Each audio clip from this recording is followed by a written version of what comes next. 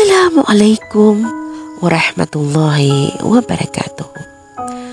Another day, another true story na naman ang ating ibabahagi ngayong araw na ito. Medyo mahaba yung story ng ating story sender, pero alam kong sulit ang pakikinig natin dahil marami tayong aral na makukuha at marami tayong ma-inspired sa kwento ng ating story sender. Ayaw po niyang magpa-shoutout, subalit binahagi lamang niya ang kanyang kwento dahil gusto po niyang makapagbigay inspirasyon sa iba, especially sa mga OFW. Assalamualaikum warahmatullahi wabarakatuh sa iyo po ma'am and sa mga makikinig sa laka. Ipa-share ko mo ilaki a story. Year 2015 na nag-decide ako ang mag-abroad para sa mga wata ko, para sa family ko, para sa kaniina ko, para sa mga sulod ko aba mangagi. That year nada kami pa makabitas sa ama ng mga wata ko. Gunaso nakaganat ako, nasa Qatar ako, nakabatad adal pa. Medyo mapasang kakana-allowed i-cellphone. Dala Facebook, dala TikTok, or apyangin na app na dala. Matag anang cellphone ko na inawana ko na amo ko mama sa camera. Adan wifi o gate na kana ko nakakonek. Ngo apya SIM card na dala. Pagkatawag ako mo kilain ako na once a month. Umeng ka pagpapit ako mo na tamamo sa telephone. Minsan nabagorasan panlor sa 20 minutes or 25 minutes. Na umeng kami padun suka sa oras na card ko na dahan ba ito katawag ko baluman. Sakali ako pan manang makatawag na ameng kamo mamanam so next month akad sukaya ko. Mapasang yun that time igatala ko sa kabalimbal sa talo kataw awata. So ikadwa abalimbalang ko na special child pa. Di pa kalakaw, di pa kadalon, no di pa kailay. Papadsasalangan ng kupansilan minsan talo kataw papagkan. Sukaka sa langon ng talagoy, susakataw ng bagulyang, kanyaning kiyog na kasungitan baluman. Susakataw manam na padakang ko papagkan, kadigid pa kalamad sa mapya. All around ako, tagaluto, tagalinis, tagabantay ng bata. At everyday, ay danggalbak na amo ko mama, ngo amo ko babay. Nakailangan na pangganang panay, kanya kapasa na kabzambayang sa fajar, na bagitan sa mga wata, sa walay na ina na amo ko babay, kadi ipadsalig na amo ko sa laki, mga alaga ko. Kaya umanggay, na bagaloyang kami sa walay na ina na amo ko. Pagkauma akulo sa walay na ina na amo ko, na imbis na makapangintilanan ako or makaidlip ulit, na di ko ganggula kasi another linis manam sa walay na ina na amo ko kasi dala katulong nilan. Nauman alas 3 sa malulam, natupang kamakauma manami amo ko ababay, kapag sundong kaminin, nandaw banto ikauma ko sa walay na amo ko. Nalo ako manang mamalinis, mangiluto ako sa lunch na amo ko mama apag ang mga alaga ko. Meto ba everyday, irutin na mga amo ko apag saki. Gunaso mag 1 year ako din na kinamua sa katulong, iina na amo ko. Maginda noon bun sa kanin, taga-pikit, at ex-abroad sa kanin. Naging mag-close kami get. Timbang asulad ituring ko sa lagkanin. Adan problema nin sa kurta, or ngin mansan napadabangan ko sa kanin. Gunaso 1 month mo na mag 2 years ako din, na inidzana ko na mga amo ko, if muli ako or mag-extend ako. Bali, nagkamitiala kami sa katulong na ina na amo ko ababay, sa tingin pag-extend ka sa 1 year, kapara magsabay ta muli inshallah. Nasaki na syempre, tig ko na okay sige. Bali timawag ako kilaina, kanagatawa ko kilaina, nayati giina, nasakadan ibahala, ngin ikyog nang ka.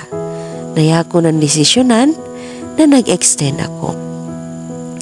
Napiyagyan iginawa ng mga amo ko, taman sa inumana nilan susukay ko. Gusto dati ay isang cardbo agamit ko, pantawag kilaina na inumbal nilan, adwatiman a card. Gunaso mag 2 years and 1 month ako din, na adan mga nanggula, adi ko din isa-isahin, kamalanduged a story. Palinyanin nanggula, nasiniraan ako na tagapadako banto, kasi adan mga gangadadag, aggagepiina na amo ko undaw pakabawang, kabigla-bigla na lang gangadadag. Gunaso tuba na maginala mga amo nami na naka 1 month na da kami makapagilaya, kadi ako nang magitan na mga amo ko sa walay na inanin, so mga alaga ko bu iwanang gitanin. Saki bu igatagak sa walay. Sa 1 month ba to ada nami kapagilaya, naniapad dalo na amo ko ababay, nababagulin sa kanin. Bagid sana ko na mga amo ko na dapa madalunang ka about sa tagapadanang kanto, if ngin ipanggulanin or kahit ano about sa kanya. Naya ko pakasumpat ka ng mga amo ko na tigudala kapakat kami, da sakit na ginawa ko sa kanin. Without knowing na sa kanin masan na sa 1 month adan hindi kami nagkita, na sinisiraan na pala niya ako. Nianing padalon, nasa wallet ko kun ang nawawalang pera ng amo. Sakali ko natawantanan nito ba ng gunasugay gay adi katawan na pinamasana ko basta na mga amo ko sa ticket. O gay na bago ako nilan inisigil sa airport na pinangingidsan ako ng mga amo ko. Amo ko mama, ando babay. Sobrang galit nilan sa laki. Pinapaamin ako nilan sa nanaggaw ako o gay na niya ako padalon na dala tinaggaw ko kasi wala talaga. Taman sa pinatotal ko ikot ako. Inanggay ko sa wallet ko langon. Katigo total no langon if gapakay na tigukwanod ang ikot ako asal apauli ako numo. Kasi banging gilagkan ako na mga amo ko sa ipabilango ako nilan na di ako kunden makauli. Tinatakot nila ako asal makaamin ako o gid na wala talaga. Wala akong inamin kasi kan ako guilty. Gunason tuba na nag-decide mga amo ko sa itigil na ang pagko-question sa laki kasi wala talaga akong inamin na kinuha ko kasi dala talaga kinuha ko sa kanilan o di ako gabanalan sa mga bintang nilan sa laki.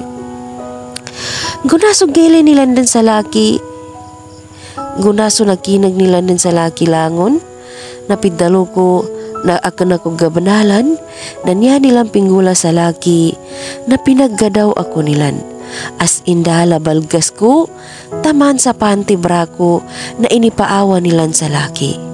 Taman sa tali na buko, na inipaawa nilan kainilay nilan, sulod po balgas ko, na apya isa na dala na to nilan, kakana ko baga banalan. Gudala iba maganako. Baling gunaso na luwas ko din sulango ng balgas ko, na as in sa harapan na amo ko ababay, harapan na ina na amo ko ababay, na pabagkupo ko ako din padikudo, asal din nila bumailay ilango na lawas ko. Initog na ina na amo ko sa laki, ibago apanti a pinamasa nilan, taman sa bra abago, ando uniform abago, asubra sukaslanin na XXL. Gunaso tuba, nakapasad ako ng balgas, na niya ko banal katig na ipadsigil ako nilan sa police station. Adan mga gamit ko, adan malita ko, adan balgas ko na dapat apambalgasan ko sa kabaguli ko o gayid na langon ng tuba na document. Niya padalo na mga amo ko na itundog nilambo. Gunaso siya ako dun sa truck, napabatay ako ng baguliang katigudadan, mabilango ako dun sa daman ng kasalanan ko. Galido iginawa ko, sa di ko din mailay ipamilya ko. Ugay na medyo napya iginawa ko, kanya ko gailay ang mga sign sa lalan na papuntang airport. Napadsimo solido na ginawa ko, ano gapya iginawa ko. Nguna sumakauma kami din sa airport, nasobraso kaya ko. Kayan ako, kanakachinelas ako mo, naka-uniform ako mo, nanginsan dala malita or bag aanggit ko. Matag ako limunab sa immigration, naggayan ako kapadulikan ako ng mga tao sa airport. Taman salo ako din sa waiting area na adan mga kababayan, anapagubay ko, pinangingidyan ako nilan, ndukang kabalbag imata ko. Ndukang kong kanaka-uniform ako. Bali, pinanganggan ako nilan sa bag, ano balgas.